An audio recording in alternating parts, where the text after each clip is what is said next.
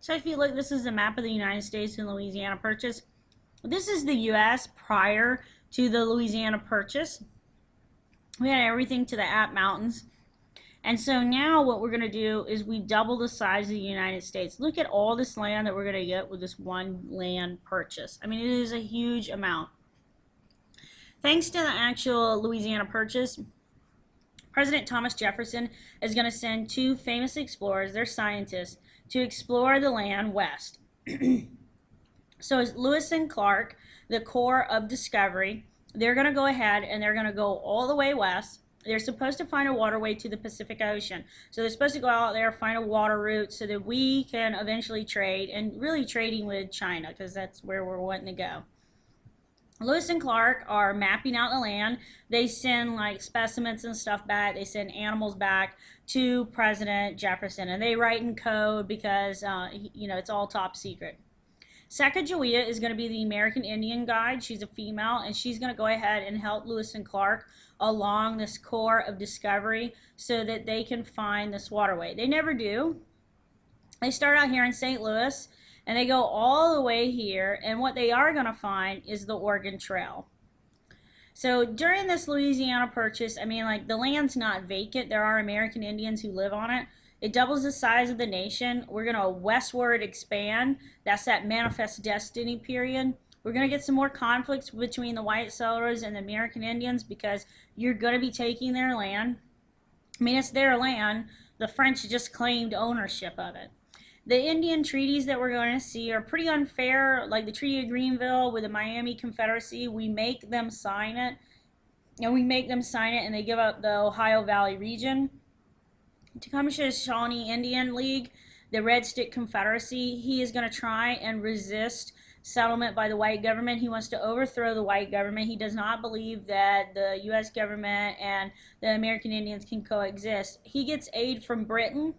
At the Battle of Tippecanoe, we're going to see William Henry Harrison, who's going to become a future president. He defeats Tecumseh, and so William Henry Harrison will eventually become the president, and his campaign slogan is going to be the hero of Tippecanoe and Tyler too, and Tyler will be his VP, so he'll be his vice president. So you kind of see a recurring trend with our presidents. We typically do go for like people who've had a military experience. Jefferson and his foreign affairs. Britain and France have been at war really since 1793. They've constantly been bickering and fighting. And the U.S. is going to try and stay neutral during this whole time. We do not want to take a side.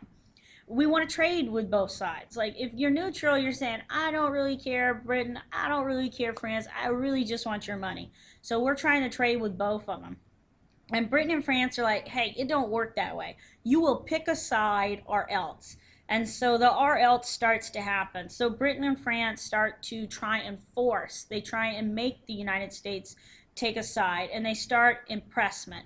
This fancy word, impressment, means that when the British are out there on the Atlantic Ocean and they see an American merchant ship, they go ahead and they board it, and they go, you, and you, if you want to remain alive, you are going to join the British Navy. And most people would do it because it's either that or death.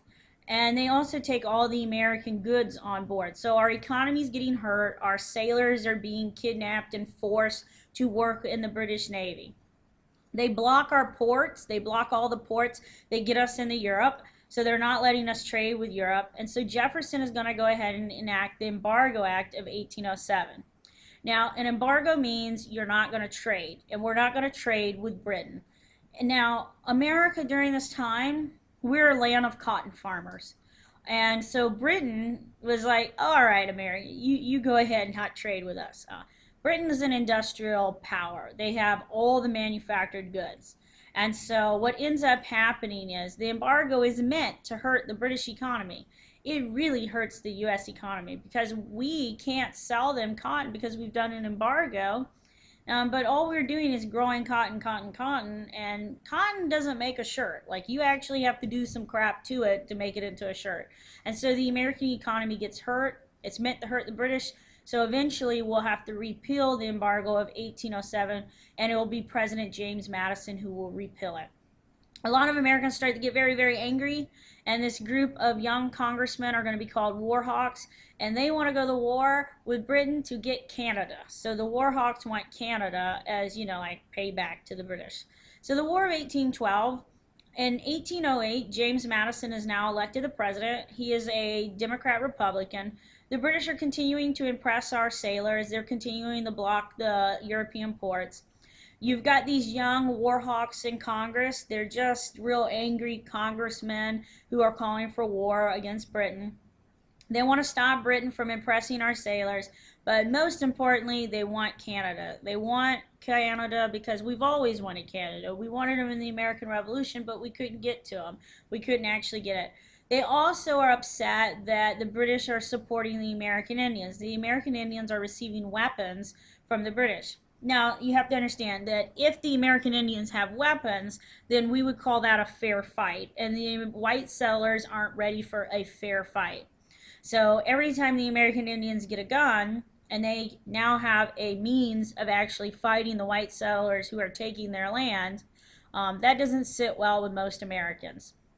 So what happens is, when you look at the causes, remember the causes of the War of 1812, impressment, war hawks want Canada, and the British are arming the American Indians.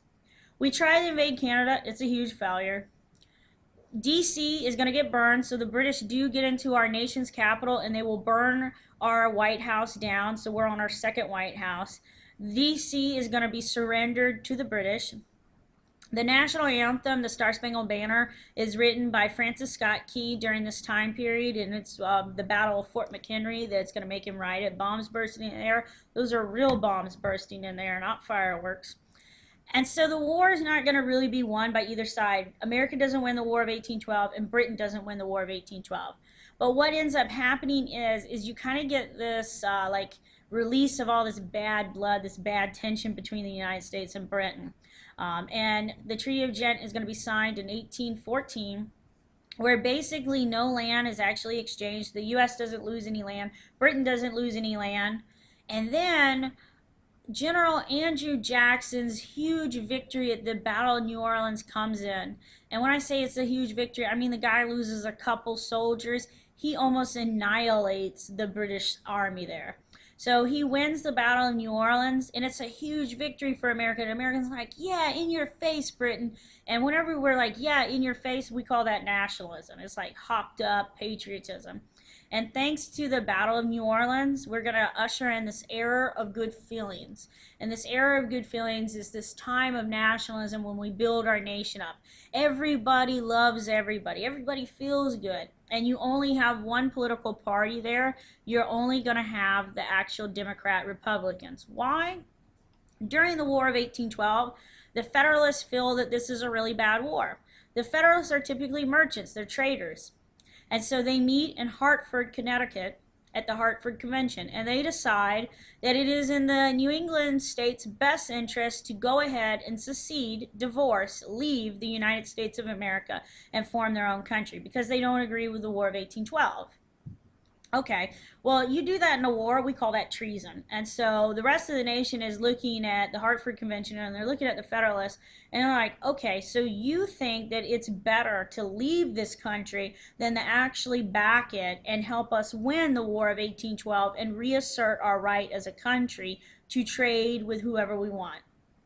So the Federalists die out thanks to the Hartford Convention, and the Treaty of Ghent is signed. It ends the war. Nobody gains anything. Nobody loses anything. But the U.S. does get international respect. Twice we have gone against the greatest empire that the world had known, and twice we have won, or at least we've come out still alive. And that's something that's commendable. Other people hadn't been able to do that.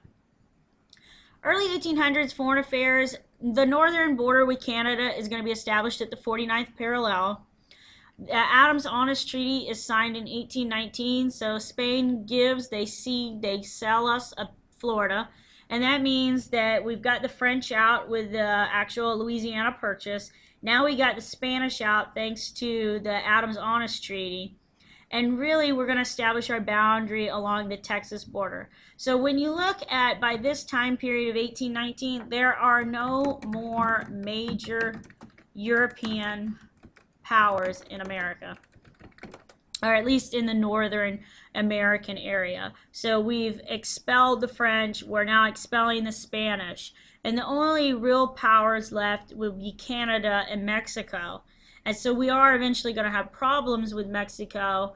Canada will do several treaties with, and we'll establish the border like at the 49th parallel. We'll also do like the Webster-Ashburton Treaty that officially makes the 49th parallel it. So I'll go ahead and write that because I know that sometimes spelling is an issue. And yeah, it really is spelled right. So this is what the United States looks like after really 1818. Florida becomes ours. It's no longer Spanish Florida.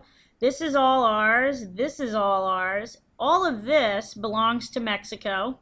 And Mexico is going to welcome in American colonists here to Texas.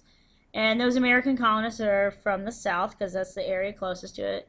So that's going to cause that whole war for Texas independence, and then eventually the Mexican-American War, the Mexican War. This area is owned by the British, but we've kind of like sorted out the bad blood at that point. And so we'll eventually get this. It's going to be that 54-40 or fight slogan by President Polk.